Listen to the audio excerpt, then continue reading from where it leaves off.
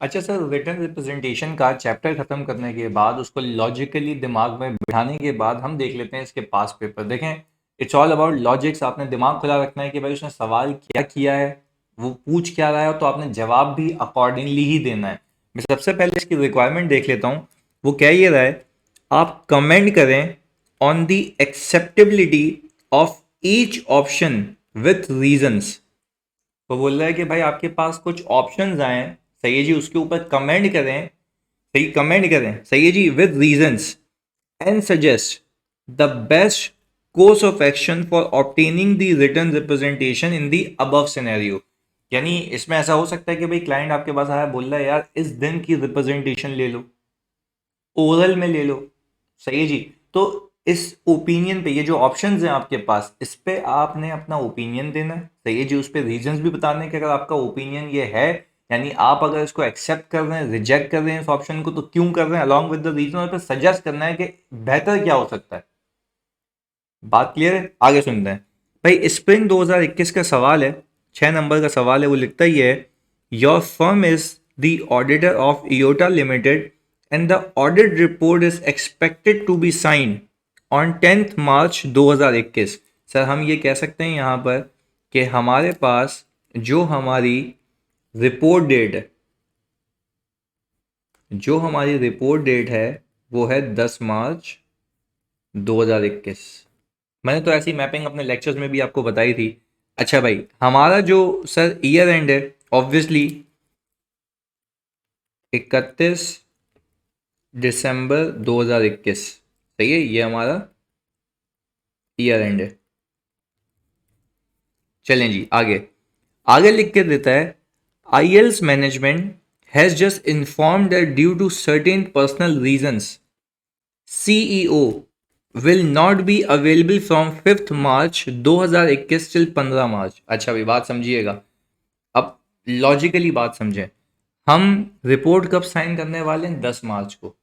CEO भाई साहब 5 को जाएंगे, 15 को वापस आएंगे, ऐसा ही है। यानी मेरी रिपोर्ट साइन होने के बाद आएंगे। आगे, they have provided you with the following alternative options. उन्होंने ये ऑप्शंस दिए हैं आपको। पहली चीज, CEO will sign all representations either on 4 March 2021, क्योंकि 5 को उसकी फ्लाइट है, निकल जाएगा वो, या तो 16 मार्च 2021। यानी वो कह रहा है कि भाई जब वो 16 मार्च को वापस आ जाएगा, 15 तक की छुट्टियों पे जा रहा है, तो आप साइन कर लीजिएगा। अच्छा सर, अब अगर मैं यहाँ पे एनालिसिस बनाऊँ इसके, अब मैं अगर यहाँ पे एनालिसिस बनाऊँ, तो आपको ये बात तो रीड करके ही समझ आ रही होगी कि 16 मार्च नॉट पॉसिबल, बिकॉज, हाँ जी, because you can not sign audit report. हाँ भाई, you can not sign audit report unless, unless you have, मतलब यू हैव मैं आपको कह रहा हूं, पर आपने वी हैव लिखना है क्योंकि ऑडिटर के पर्सपेक्टिव से लिख रहे हैं, सही है जी। Unless you have received representations supporting audit evidence. भाई मुझे आप एक बात बताओ, आप अगर सामने वाले से लिखवा ही नहीं रहे हो कि भाई आपने इन्फॉर्मेशन दी थी, कंप्लीट थी, आपने फाइनेंशियल स्टेटमेंट्स बनाए एप्लीकेबल फाइनेंशियल रिपोर्टिंग फ्रेमवर्क के तहत, और आपने अपने जो ड्यूरिंग द ऑडिट, जो आपने ऑडिट एविडेंस ऑब्टेन किए, उसको सपोर्ट करने के लिए अगर आपने रिप्रेजेंटेशन नहीं लिए हैं, तो आप ऑडिट रिपोर्ट साइन कैसे कर सकते हैं। क्योंकि आपको मैंने बताया था ना कि रिटर्न रिप्रेजेंटेशन लेने की वजह क्या है। वजह यह है कि भाई ये एक नेसेसरी ऑडिट एविडेंस है, but on its own alone sufficient appropriate audit evidence नहीं है। और ये क्यों लिया जाता है, एक तो ये नेसेसरी ऑडिट एविडेंस है दैट विल मेक श्योर कि एफएस कंप्लीट है, सारा डेटा प्रोवाइड कर दिया गया था, और that will also be obtain for the purpose जो आपने ऑडिट एविडेंस गैदर किए हैं उसको सपोर्ट करने के लिए, उसको सपोर्ट करने के लिए, उसकी क्वालिटी को एनहांस करने के लिए। बात क्लियर था कि सामने वाला मोहतात होकर बात करे, जैसे मैंने मल्टीपल एग्जांपल्स दिए हैं आपको, सेट है। आगे जी, तो सर पहली बात तो ये है कि ये 16 मार्च वाला तो किस्सा आप हटा दें, कटा दें, ये पॉसिबल नहीं है। आगे फिर वो कह रहा है 4 मार्च को। अब मुझे एक बात बताएं, 4 मार्च को अगर वो मुझे सही है जी। रिटन रिप्रेजेंटेशन साइन करके देगा तो ये भी अलाउड नहीं है। क्यों अलाउड नहीं है बात समझते हैं भाई, क्योंकि देखें ये यहां से यहां तक का जो पीरियड है इसके दौरान भी कुछ भी हो सकता है, इसके दौरान भी कुछ भी हो सकता है, तो फिर उसको कैसे केटर करोगे, क्योंकि सब्सिक्वेंट इवेंट्स भी तो तुम्हें वहां तक रिपोर्ट डेट तक कंसिडर कर रहे हो ना। तुम उसको बोल लो 4 मार्च को लिख के दे दो। बात क्लियर है? तो ये भी यानी ये दोनों पॉसिबल आप कटा दें, ये दोनों पॉसिबिलिटीज आप क्या करें, कटा दें। अच्छा भाई, ये बात तो डिस्कस हो गई डिस्कशन के पर्सपेक्टिव से। दूसरा बोला सीईओ विल कॉल ऑन 10 मार्च, यानी सीईओ भाई हम पे आसान करेंगे, 10 मार्च को कॉल करेंगे इंगेजमेंट पार्टनर को और वो वर्बली कंफर्म कर देंगे सारी रिप्रेजेंटेशन जो कि ऑडिटर मांगेगा। सर देखें मैंने आपको स्ट्रेट बताया था कि रिटर्न रिप्रेजेंटेशन का मतलब क्या, रिटर्न फॉर्म में होनी चाहिए, नाम ही है रिटर्न रिप्रेजेंटेशन। तो representation should be in a written form, सही है जी, on the letterhead of the company, company के लेटर हेड पे होगी, वो साइंड होगी by those person who are responsible for overseeing the financial information, financial statements, और जिसकी पूरी जिम्मेदारी बनती है जो इंडोर्स करते हैं। बात क्लियर है? तो देखें वर्बल कम्युनिकेशन तो नहीं हो सकती, फिर रीजन बताने आपने, रीजन ये बताना है कि वर्बल कम्युनिकेशन वर्बल रिप्रेजेंटेशन इसलिए नहीं हो सकती है कि सामने वाला बंदा सब्सिक्वेंटली मुकर सकता है, he may refuse that he have made such representations, तो ये भी अलाउड नहीं है। दिमाग चलना चाहिए आपको। देखो ये सारी बातें मैंने लॉजिकली पढ़ाई है ना, रट्टा तो किसी चीज का नहीं लगाया हमने, तो आप लॉजिकली इस बात को समझे। लिखने का तरीका है बस कि भाई if oral representation is accepted there is a risk that subsequently that person might refuse that he has made such representations.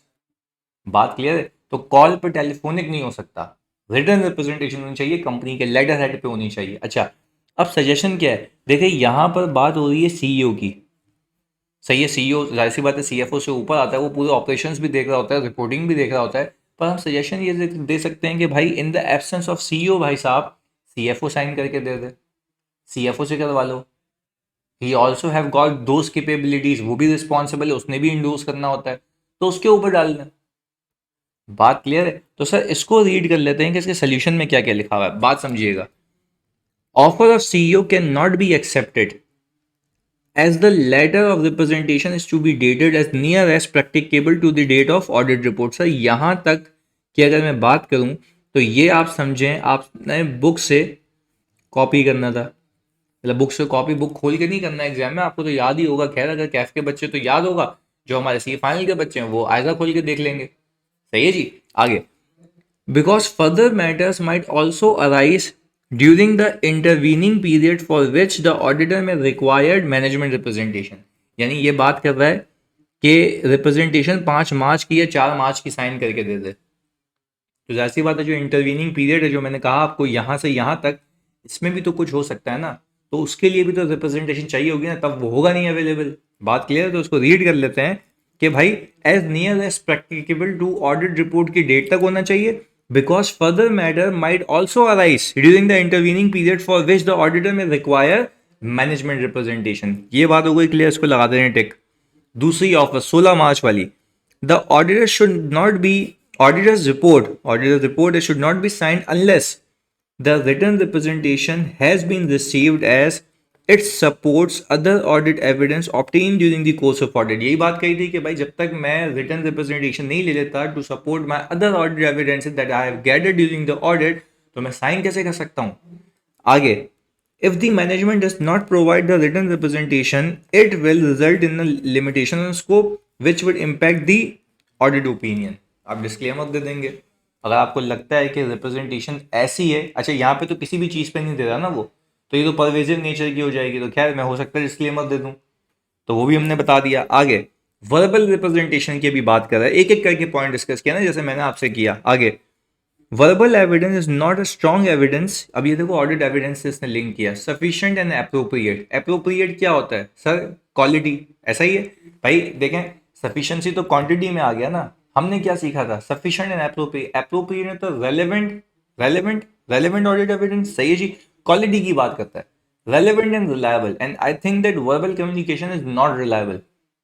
बात क्लियर है? आगे in order to improve the quality of this, quality की बात कर रहा है, evidence the auditor need to ask for any significant discussion to be confirmed in writing। जैसे writing जो written evidence होता है वो ज़्यादा रिलायबल होता है एज कम्पेयर टू वर्बल, ये हमने सीखा हुआ है ऑडिट एविडेंस के चैप्टर में। आगे, if it is practicable to do so, sign the audit report on 16 March. सही है जी, यानी वो बोल ये रहा है कि अगर आपने मैनेजमेंट से एक डेडलाइन को फिक्स किया हुआ है, मैनेजमेंट और हमारे बीच में तय हुई है ना कि इस दिन पे मैं रिपोर्ट साइन करूंगा, और अगर ये प्रैक्टिकल है, हम बोलेंगे भाई आप इतनी लंबी क्यों कर रहे हो, आप जब वापस आ जाएंगे तब हम रिपोर्ट साइन कर लेते हैं, 16 मार्च पे ले जाते हैं, आप ही को जल्दी है। पर उसमें सारी चीज़ें देखनी होती, कहीं हमारे पास जो बोर्ड के नोटिस हैं, यानी बोर्ड ऑफ डायरेक्टर्स को जो नोटिस गया हुआ है मीटिंग का, वो चला तो नहीं गया। तो अगर वो चला गया तो उसके साथ एफएस लग के जाता है एजेंडा, तो उसकी, क्योंकि देखो कोई भी मैनेजमेंट जो होती है ना, प्लीज सुनिएगा, कोई भी जो मैनेजमेंट है ना, वो सारे काम करती है अपने प्लानर को देख के, डायरेक्टर से पूछती है उनकी अवेलेबिलिटी, तो उससे पहले वो ऑडिटर से ऑडिट रिपोर्ट चाहते हैं ताकि मेंबर्स को कम्युनिकेट किए जाए। बात क्लियर है? तो समझने की बात यह है कि यार, अगर बोर्ड ऑफ डायरेक्टर्स की अवेलेबिलिटी उस दिन है तभी उन्होंने नोटिस भेजा होगा, पर नोटिस भेजने से पहले हमसे वो पहले साइन करवाएंगे ना, ताकि सीईओ और सीएफओ को एंडोर्स करें for the purpose of presenting it to board of directors. तो बोर्ड ऑफ डायरेक्टर्स में प्रेजेंट करने के लिए पहले तो उन लोगों को एंडोर्स करना पड़ेगा। बात क्लियर है? तो वो कह रहा है अगर प्रैक्टिकेबल है, सही जी, और ऐसे मामला नहीं है, डायरेक्टर्स की आगे की अवेलेबिलिटी है, तो फिर आप एक काम ये करेंगे भाई, आप अपनी रिपोर्ट को 16 मार्च तक ले जाएं, वहीं भी साइन करें, जब वो वापस आएगा तो कहानी खत्म हो जाएगी। और दूसरी चीज वो ये कह रहा है, management representation may be obtain from the CFO और those charged with governance on the date of signing, या दो शार विद गवर्नेंस, उनसे ज्यादा रिस्पॉन्सिबल कौन होगा? बात क्लियर है? तो सर ये एक आपका ओवरऑल पास पेपर था 6 नंबर का, रिलेटेड टू रिटन रिप्रेजेंटेशन।